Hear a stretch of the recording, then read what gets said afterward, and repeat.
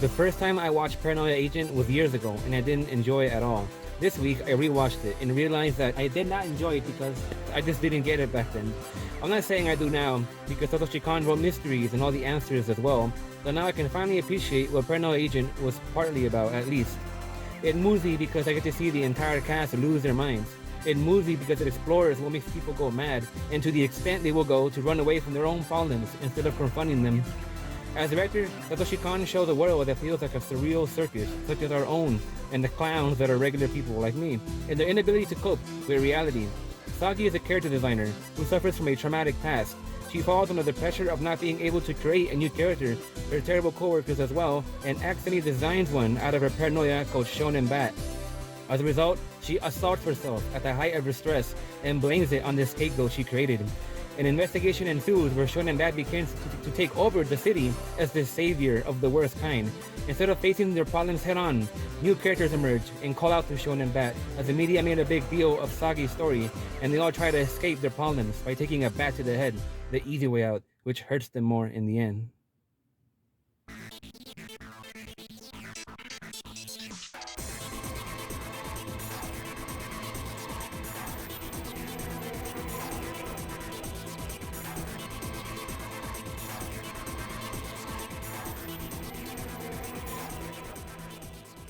The wonder about this series is that Satoshi Kon's creativity plays here, partly with his abundance of leftover ideas from his career.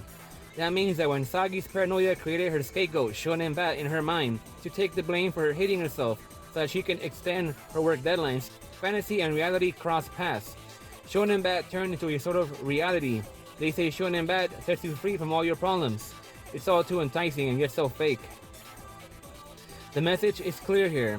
For all of us, we make up our own shonen bats, our own scapegoats, in form of escapism, to distract us and make us forget about our realities.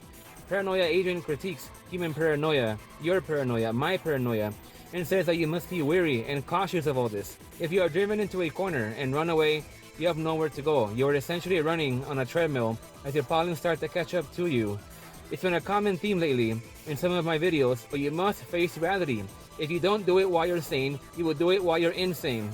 Paranoia Agent is an extreme example of this and shows you how at least some characters manage to victoriously and magnificently overcome their situations and keep themselves from delusion. Fantasy thought. It only gets better if you face your problems and deal with them head on. Accept you were wrong in your mistakes. Say you're sorry. Until then, you're only going backwards and more under.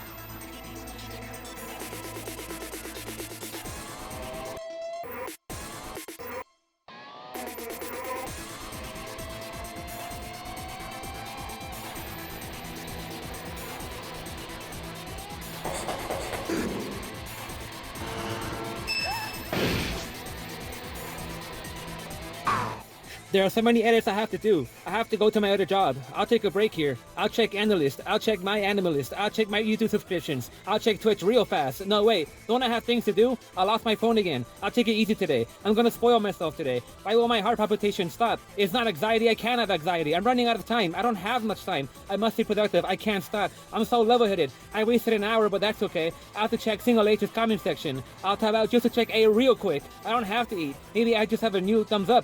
I'm always very sociable, aren't I? Don't think, just spend. My laptop won't break today. How much time do I have left?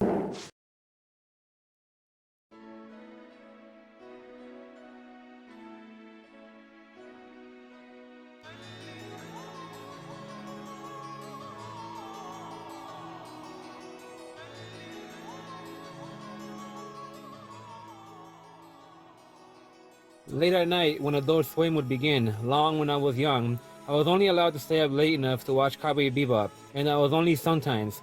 The first episode I ever watched was Heavy Metal Queen. I still remember it, despite that my memory is trash. I have almost no memories of my life left well intact enough until my early 20s. Continuing, once Cowboy Bebop was finished, Ghost in the Shell Standalone Complex would be next. I'd only have time to watch the opening, sometimes, and wondered how peculiar it looked because I had never seen anything like it. At this young and more ignorant stage, I was very ignorant.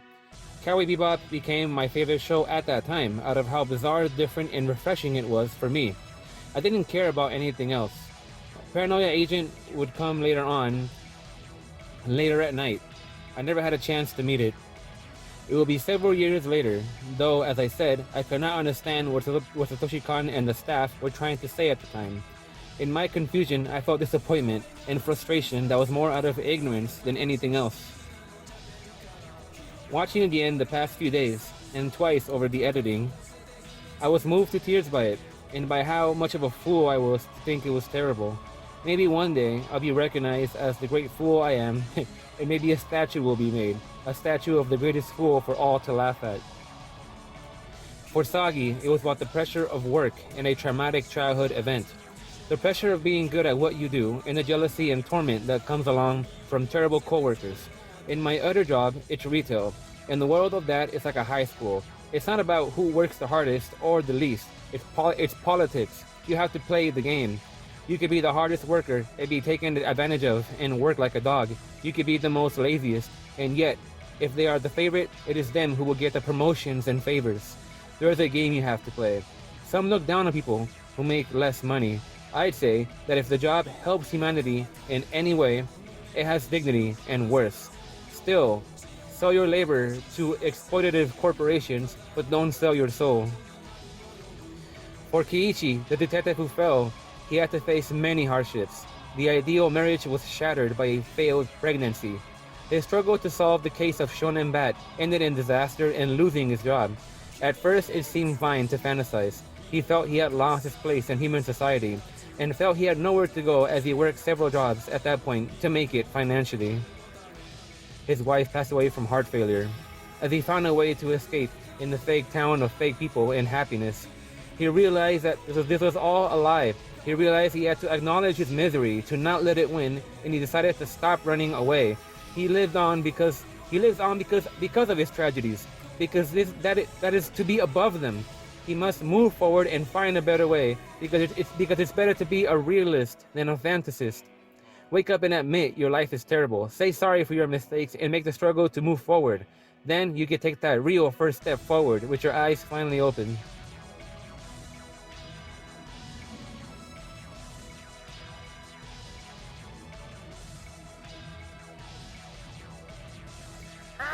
These are only two characters from this series. The viewers will have to prepare for shocking realizations and utter heartbreaking miseries from the rest of the cast. Satoshi Kon once again creates a work that, though it appears to be horrifying and bleak, is trying to actually shake you and to wake you up from your paranoia with inspiration and motivation. Something I enjoy about this series is how it has very strong episodic episodes. There is the one about the chaos of mania and gossip, another written very well about three friends who want to die and find out by the end something even more disturbing. And yet another episode as a critique of anime production and how these careers are killing the staff, all worth it in the end for the finished product. Once again, as a Millennium actress, Susumu Hirasawa delivers another great soundtrack that continues to show the viewers just how great his talent is. The problem with this series is that most of us in the West saw it as kids and could not grasp this series and how deep what it's trying to say is. I made this mistake and learned so much on this rewatch. As the world crumbles, in fiction here and in reality, people lose their minds, in fiction here and in reality, and find ways to escape. However, the series reminds us that for many of us, the insanity of escapism will never be overcome. It's tragic. Paranoia Agent is a warning to wake up from your paranoia, because most of us never will. 100 out of 100. Thank you for watching and listening.